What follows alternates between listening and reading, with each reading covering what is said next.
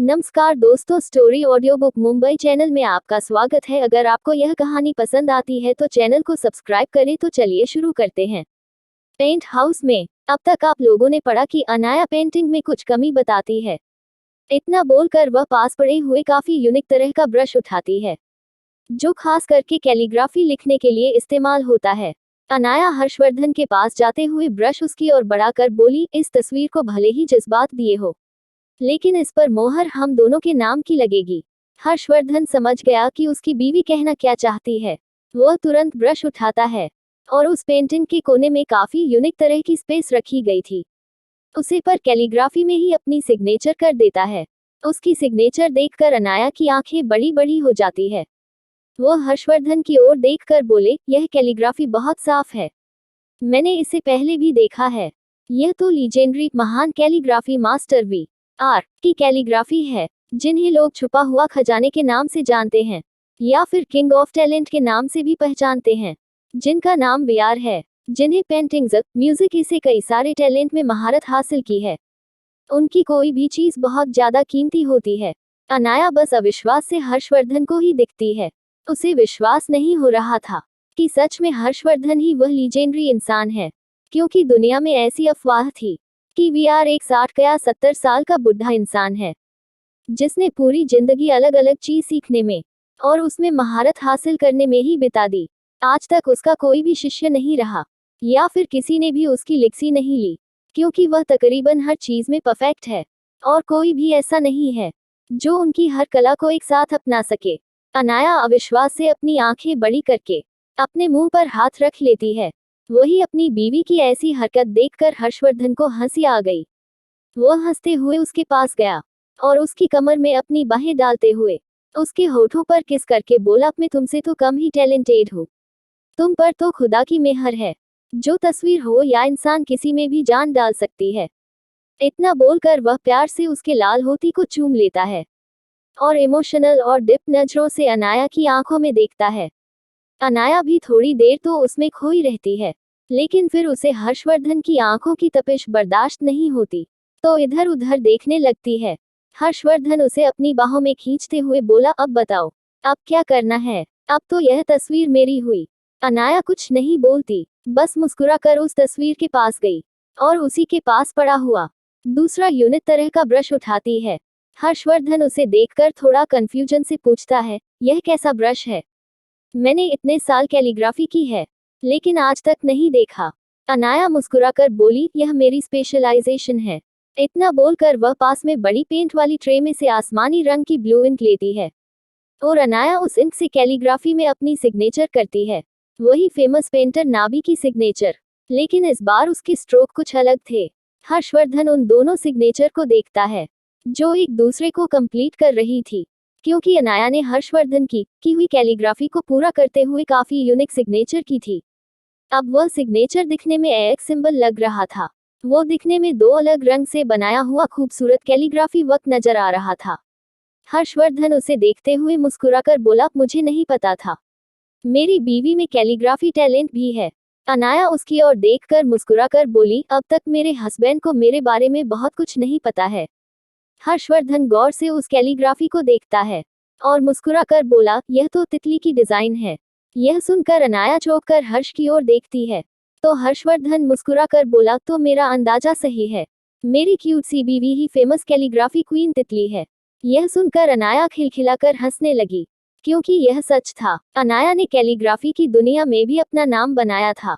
हालांकि यह सारे उसके शौक थे, और दूसरा यह सब कुछ सीखना उसके लिए आसान था, क्योंकि पिछले जन्म में वह दवाइयों के असर और बाकी सारी चीजों की वजह से बस 4 दीवारी में कैद हो गई थी, और कपूर खानदान ने उसे ज्यादा दुनिया से मिलने नहीं दिया। इसीलिए बंद कमरों में जो टैलेंट और जो चीज सीखी जा सकती थी, उस हर चीज में अनाया ने पिछले जन्म में ही महारत हासिल कर ली थी। दूसरा, उसे पिछले जन्म में लगता था कि अगर वो यह सब सीखेगी तो विशाल उस पर ध्यान देगा। इसीलिए चेस हो या पेंटिंग्स हो या फिर कैलीग्राफी हो या फिर कोई म्यूजिक इंस्ट्रूमेंट हो, हर चीज को अनाया ने पिछले जन्म से ही बहुत अच्छे से सीख लिया था।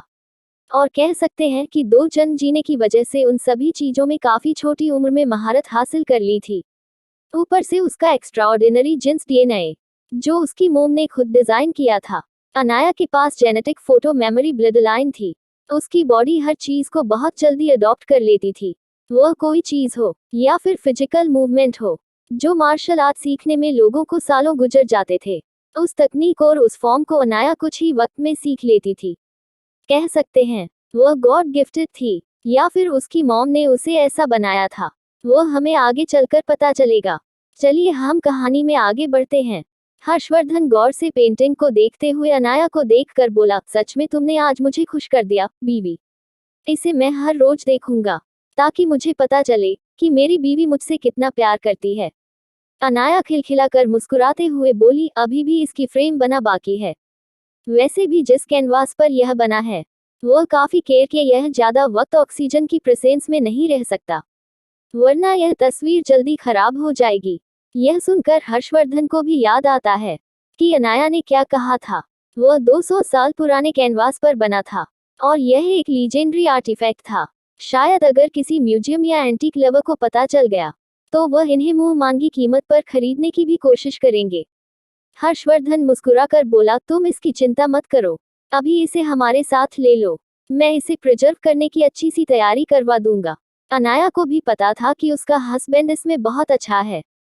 वह मुस्कुराकर एक नज़र उसे तस्वीर को देखती है, फिर उसके किनारे को हल्के से छूती है, जहां पर उन दोनों ने अभी अभी कैलीग्राफी में अपनी अपने सिग्नेचर की थी। फिर हर्षवर्धन की वह देखकर मुस्कुराकर बोली, हर्ष मुझे यह हिस्सा हाईलाइट चाहिए, ताकि इस तस्वीर से पहले हर किसी को हमारी मोहर पर नजर जाए। यह सुनकर हर्षवर्धन भी समझ गया कि अनाया कहना क्या चाहती थी। वह भी अपने दिल में काफी डीप इमोशन महसूस कर रहा था। उसे लग रहा था कि उसने आज तक जो भी अनाया के लिए किया, वह बहुत कम है। अनाया ने एक ही बार में उसे अपने दिल की बात कह दी, और इतनी खूबसूरत और एक्सपेंसिव चीजों से गिफ्ट कर दी थी। वह खुद को काफी लकी इंसान समझ रहा था, और अंदर से वो आज काफी खुश भी था। यह उसकी जिंदगी का सबसे पहला तोहफा था, क्योंकि आज तक तो हर कोई उसके पास कुछ न कुछ लेने के लिए ही आता था। किसी ने आज तक उसे कुछ ऑफर नहीं किया था। हर कोई बस उससे कुछ ना कुछ मांगने ही आता था। बिजनेस हो या कंपनी हो या पैसा हो या पावर हो, हर चीज बस उसे लोग लेते थे। दुनिया के पास ऐसा कुछ नहीं था जो हर्षवर्धन को दे, लेकिन आज उसकी बीवी ने दिया था। एक खूबसूरत याद, एक खूबसूरत लम्हा, जो शायद उसके लिए सबसे ज्यादा कीमती था। क्या इनका यह रिश्ता ऐसे ही टिका रहेगा, और आगे क्या होगा इनके रिश्ते में ट्विस्ट। पेंट हाउस के डाइनिंग टेबल पर हर्षवर्धन आज कुछ ज्यादा ही खुश था। वह अपनी प्यारी सी बीवी को गोद में लेकर डाइनिंग टेबल पर बैठा हुआ था।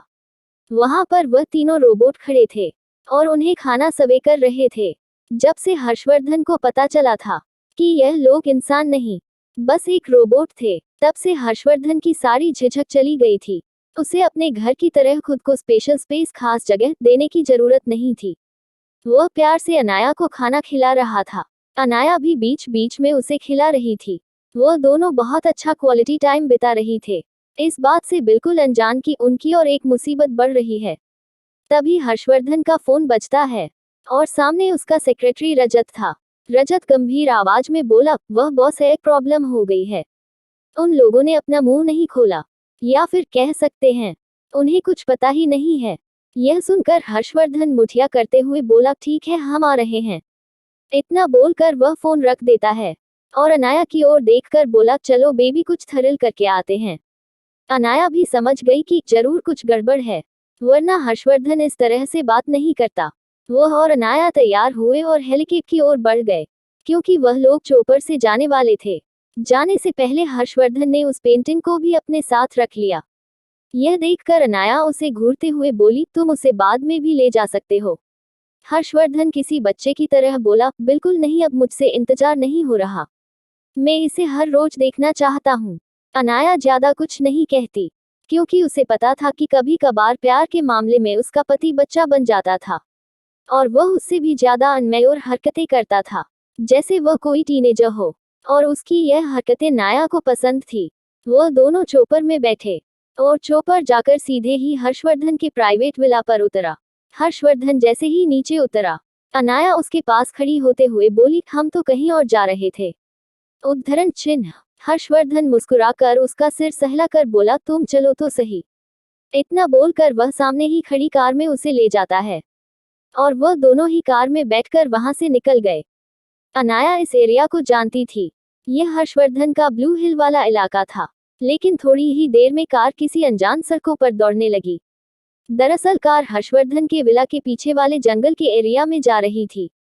यह जंगल एरिया भी हर्षवर्धन का ही था, जहां पर हर्षवर्धन का अपना हेल मेंशन था।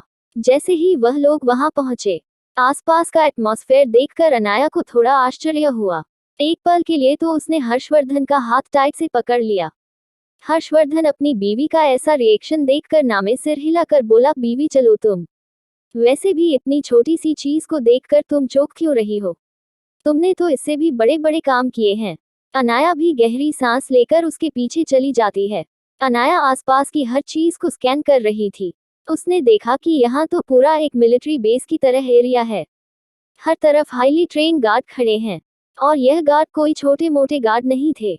एक गार्ड पूरी छोटी टुकड़ी के बराबर था, क्योंकि उनके वेपन भी काफी एडवांस थे। हर्षवर्धन जैसे ही अनाया को लेकर अंदर गया, अनाया एक कमरे में गई। यह कमरा पूरा खाली था। वैसे भी यहाँ आसपास कई सारे सेल कोठरी कमरे थे। अनाया को क्यूरियोसिटी हो रही थी कि उसमें क्या है, लेकिन अनाया कुछ बोलती नहीं। वैसे हमारी क्यूट सी ऐना को पता चल जाता कि उन कमरों में जिंदा इंसानों को किसी जानवर की तरह बंद करके रखा है और उन्हें हर वक्त टॉर्चर किया जाता है, तो अनाया एक पल के लिए तो जरूर डर जाती। क्योंकि उसका प्रोफेशन डॉक्टरी का था, तो उसके दिल में कहीं सॉफ्ट कॉर्नर जरूरत था। लेकिन वह सारी सेल सारे साउंड प्रूफ थे, इसलिए अंदर की आवाज बाहर नहीं आ सकती थी। वह लोग जैसे ही एक कमरे के अंदर देखते हैं, तो वहां पर 3 लोग मरी हालत में पड़े थे। एक पल के लिए तो अनाया को अजीब लगा कि हर्षवर्धन इन लोगों को क्यों लेकर आया। लेकिन जैसे ही उसने उन लोगों के चेहरे देखे, अनाया की मुंह से हल्की सी आवाज आई, यह लोग यहाँ क्या कर रहे हैं? हर्षवर्धन उसकी आवाज सुन ली थी। वह पहले तो सामने पड़ी हुई रोलिंग चेयर पर बैठा और एक झटके से अनाया को अपनी गोद में बिठाते हुए बोला, बीवी लगता है तुमने इन लोगों को पहचान लिया। अनाया अपने हस्बैंड की ओर देखकर बोली, अभी भी मजाक कर रहे हो? यह वही है जिससे मिस्टर कपूर मुझे मिलवाना चाहते थे और इस घटिया आदमी से मेरी शादी करवाना चाहते थे। यह सुनकर हर्षवर्धन गहरी आवाज में बोला, नहीं बीवी, यह लोग राजेश कपूर के खोजे हुए नहीं थे। इन लोगों को रवीना कपूर अपने साथ लाई थी और राजेश कपूर से मिलवाया था। यह सुनकर अनाया समझ गई कि जरूर बात इतनी भी सिंपल नहीं है जितनी वह सोच रही है। वह उन लोगों की ओर देखकर बोली, तो इसका मतलब यह हमारे दुश्मन की ओर से आए हुए हैं, कुछ नए लोग हैं। हर्षवर्धन एक गहरी सांस लेकर बोला, इतना भी आसान नहीं है, क्योंकि यह लोग बस कुछ मोहरे हैं जिसे कुछ नहीं पता। यह सुनकर अनाया उन लोगों को देखकर गहरी आवाज में बोली, मतलब क्या है? इतना बोलकर अनाया आगे उन लोगों की आंखों में देखने लगी। हर्षवर्धन भी उसकी हरकत से पहचान गया कि अनाया उसका दिमाग पढ़ रही है, और सच भी यही था। अनाया ने थोड़ी ही देर में उन लोगों का दिमाग पढ़ लिया। वो गहरी सांस लेकर बोली, इन लोगों को पकड़ने का कोई फायदा नहीं है, इन्हें कुछ नहीं पता। यह सुनकर पीछे खड़ा हुआ सेक्रेटरी रजत अपने आप को बोलने से रोक नहीं पाया। लेकिन मैडम, ऐसा कैसे हो सकता है? इन लोगों को उन दुश्मनों ने ही भेजा था। यह सुनकर अनाया गहरी सांस लेकर बोली, यह सच है, लेकिन इन लोगों को एक अनजान नकाबपोश आदमी मिलने आया था, जिसने इन्हें कुछ पैसे दिए और यह काम करने को कहा, और साथ ही साथ इन लोगों को लालच दिया कि मेरी सारी प्रॉपर्टी इनको मिल जाएगी। इस लालच में यह लोग कपूर मेंशन आए थे। इसके अलावा इन लोगों को कुछ नहीं पता है। इनका बैकग्राउंड भी तुम्हें साफ मिलेगा, तुम जाकर ट्राई कर सकते हो। रजत भी कुछ सोचते हुए बोला, यह तो सच है, हमने पता किया। यह किसी गांव के छोटे से घर में रहते हैं और इन लोगों का बैकग्राउंड भी बिल्कुल साफ है। लेकिन बात सिर्फ इतनी ही कि पूरे गांव में यह बात फैली हुई है कि यह काफी लालची किस्म के इंसान है। यह तो किसी जिंदा इंसान को भी निगल ले और उसकी हड्डियां तक ना छोड़े। इनका लालच की कोई सीमा नहीं है, यहाँ तक कि उनके खानदान में भी कोई अच्छा नहीं है। यह सुनकर अनाया गहरी सांस लेकर बोली, इसी वजह से यह लोग उन लोगों की नजरों में आए हैं और उन लोगों ने इसे अपना मोहरा बनाया। वह लोग बहुत सावधान रहने लगे हैं। ऐसा लग रहा है जैसे उन लोगों को शक हो रहा है कि वह पकड़े जाएंगे या फिर उन्हें मेरे सामने आने का डर होगा, इसलिए वह कुछ ज्यादा ही सावधानी बरत रहे हैं। लगता है मेरा दुनिया के सामने आने का वक्त आ चुका है। तभी यह सुनकर हर्षवर्धन अपनी बीवी को गोद में लेते हुए खड़ा हुआ और उसे लड़के को जोर की लात मारते हुए बोला, यही इंसान था जो तुम्हें अपनी बीवी बनाना चाहता था, तो उसे चीज की कीमत उसे चुकानी होगी। उसके बाद वह हैना को बाहर ले जाते हुए बोला, इन लोगों को रास्ते से हटा दो। वैसे भी यह काफी लालची इंसान है। उन लोगों ने अपनी जिंदगी में कोई अच्छा काम तो किया नहीं होंगे। धरती से एक बोझ ही कम हो जाएगा। वही उसकी बात सुनकर अनाया को हंसी आ गई। उसका हस्बैंड सच में अनरीजनेबल था। वह किसी को सजा देने के लिए इस बहाने का भी इस्तेमाल कर सकता था। उसे यकीन नहीं हो रहा था, लेकिन वह जानता था कि हर्षवर्धन उसे लेकर कितना पजेसिव था। क्या अनाया आएगी दुनिया के सामने? और क्या होगा जब अपने मोहरों की मौत के बैरन दुश्मन को पता चलेगा? सुनसान कमरे में दूसरी ओर एक आलीशान विला के स्टडी रूम में एक औरत चेयर पर किसी क्वीन की तरह बैठी हुई थी, लेकिन उसके आसपास का और काफी नेगेटिव था। वह औरत अपने सामने घुटने पर बैठे हुए आदमी की ओर देखकर गुस्से में बोली, उन लोगों का क्या हुआ जिसे तुम लोगों ने भेजा था? वह आदमी डरते हुए बोला, मैडम हमें उनके बारे में कुछ पता नहीं चल रहा है। वह लोग आखिरी बार कपूर मैंशन गए थे। उसके बाद वह लोग कहाँ गए? कुछ पता नहीं चल रहा है। ऐसा लग रहा है जैसे वह लोग इस दुनिया पर कभी थे ही नहीं। यहाँ तक कि गांव में उनकी जो जायदाद थी वह भी रातों रात किसी ने खरीद ली। गांव में यह अफवाह उड़ी हुई है कि उन लोगों ने अपना सब कुछ बेच दिया और शहर में रहने चले गए, लेकिन इस बात में कोई सच्चाई नजर नहीं आ रही थी, क्योंकि उन लोगों का बाहर किसी भी जगह पर कोई भी रिकॉर्ड नहीं है। न ही उन्होंने कोई बस ली, ट्रेन ली, यहाँ तक कि उन लोगों ने किसी भी ट्रांसपोर्टेशन का कोई यूज नहीं किया। ऐसी कोई रिकॉर्ड ही नहीं है। लगता है जैसे धरती के किसी कोने से वह ऐसे ही गायब हो गए हैं। वही उसकी पूरी बात सुनकर वह औरत गुस्से में दांत पीसते हुए बोली, तुम लोगों को एक छोटा सा काम दिया था, वह भी नहीं हो रहा। एक लड़की को पकड़ नहीं पा रहे हो, यहाँ तक कि कुछ मामूली लोगों पर नजर तक नहीं रख पा रहे हो। हमने आम लोगों को इसलिए चुना था कि उन पर किसी को शक नहीं होगा और वह लड़की हमारी जाल में फंस जाएगी। उस औरत को फोन करो और उसे साफ साफ धमकी दे दो वह हमारा काम करें। अगर नहीं किया तो उसका नतीजा भी उसे भुगतना होगा। वह राजेश कपूर भी किसी काम का नहीं, एक लड़की को शादी के लिए नहीं मना पाया। इतना बोलकर वह अपने हाथ में पकड़े पेपरवेट को सामने टीवी की ओर फेंकती है, जिससे कांच टूटने की जोर की आवाज आती है। वह आदमी भी डर चुका था। वह नीचे सर झुकाकर बोला, मैं चलता हूँ मैडम, मैं सब कुछ पता लगा कर आपको बताता हूँ। उस आदमी के जाने के बाद वह औरत गुस्से में दांत पीसते हुए बोली, वह बच नहीं सकती। तुम उसकी बेटी हो। जैसे वह मरी थी वैसे तुम भी मरोगी। तुम्हारा जिंदा रहना मेरे लिए खतरा है और मैं किसी भी खतरे को अपने पास नहीं रखती। इतना बोलकर वह जोरों से हंसने लगी, जैसे सच में वह कोई शैतान हो। हर्षवर्धन के मास्टर बेडरूम में दूसरी ओर हर्षवर्धन अपनी प्यारी सी बीवी को गोद में लेकर बैठा हुआ था। उन दोनों की ही बॉडी पर कपड़े नहीं थे। पूरे कमरे में इधर उधर चारों ओर फटे हुए कपड़े पड़े हुए थे और वहां का माहौल काफी रोमांटिक चल रहा था। कोई देखकर ही बता सकता था कि यहाँ पर थोड़ी देर पहले क्या हुआ होगा, क्योंकि वह कमरा हर्षवर्धन और अनाया की प्यार की गवाही दे रहा था। और सच भी यही था। हर्षवर्धन ने आते ही अनाया पर अपना प्यार लुटाया था और अब वो दोनों बिना कपड़ों के एक दूसरे को बाहों में पकड़े हुए लेटे थे और हर्षवर्धन अपनी बीवी का खूबसूरत बाल सहला रहा था। वह ऊपर सीलिंग को देखते हुए अनाया का सिर सहलाते हुए बोला, क्या लगता है ना बच्चा, वो क्या करना चाहते हैं? अनाया अपने हस्बैंड के सीने पर सर टिकते हुए प्यार से बोली, वह कुछ ज्यादा ही शातिर है, ऐसे नहीं मानेंगे, चलिए उन्हें झटका देते हैं। इतना बोलकर वह मुस्कुरा देती है। यह सुनकर हर्षवर्धन की सीलिंग से अपनी नजर हटाकर अपनी बीवी की आंखों में देखता है, जैसे कहना चाहता हो, क्या करना चाहती हो बीबी? वही उसकी आंखों की शरारत देखकर हर्षवर्धन समझ गया कि वह क्या कह रही है। हर्षवर्धन उसे अपनी बाहों में करते हुए बोला, नॉटी गर्ल, आजकल तुम कुछ ज्यादा ही शरारत करने लगी हो। और हर्षवर्धन भी हंस दिया। अनाया भी खिलखिलाकर हंसते हुए बोली, यह सब कुछ तो मैंने आपसे ही तो सीखा है।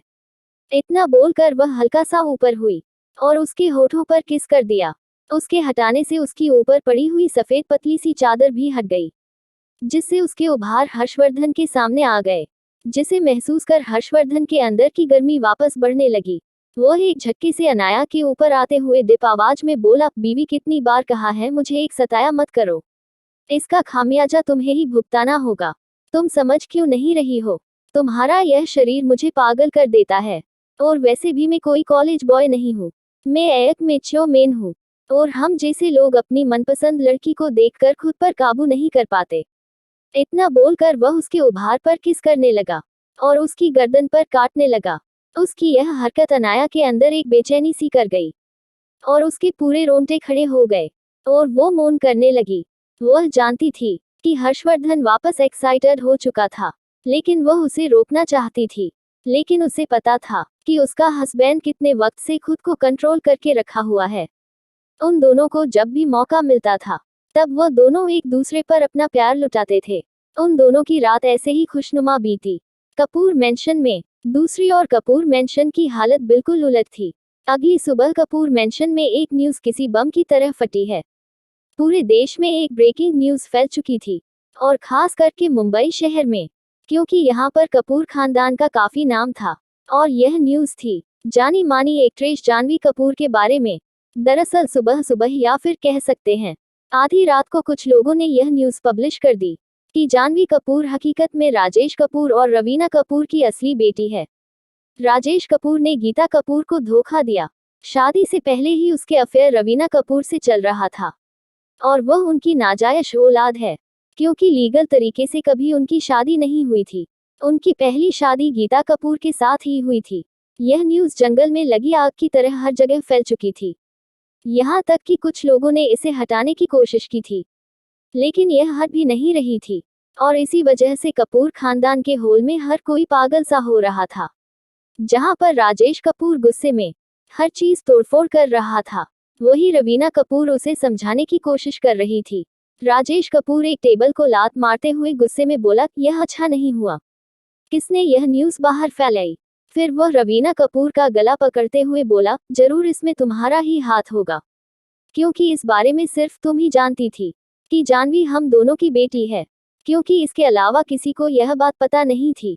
यहाँ तक इतने सालों में मैंने गीता को भी इस बारे में पता नहीं चलने नहीं दिया। वही रवीना कपूर सांस लेने के लिए स्ट्रगल कर रही थी। वह गहरी गहरी सांस लेते हुए बोली, मैंने कुछ नहीं किया। इन सब के पीछे जरूर किसी और का हाथ है। लेकिन राजेश कपूर को कोई फर्क नहीं पड़ रहा था।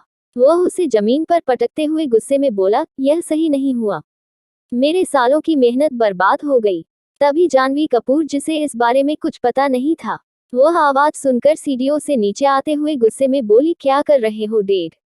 आप मॉम पर चिल्ला क्यों रहे हो?